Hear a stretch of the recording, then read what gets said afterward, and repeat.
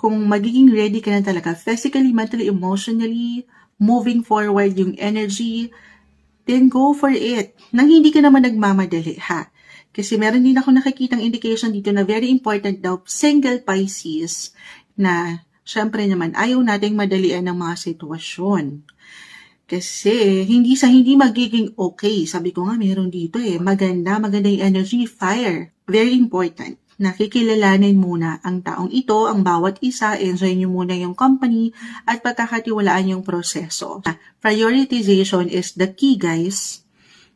Balance, na hindi madali. Pero kung mabibigyan nyo yan ng higit na tuon at focus, attention, merong someone na parating sa inyong buhay. Okay, may spark, may kilig, may ganda akong nakikita. Very fiery yung energy.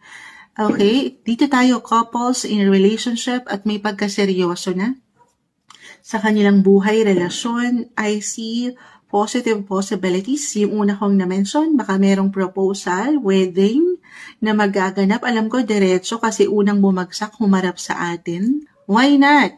Exciting. Buhay, pag-ibig, relasyon, sagana sa pag-ibig, balance ang aking nakikita na ang ganda.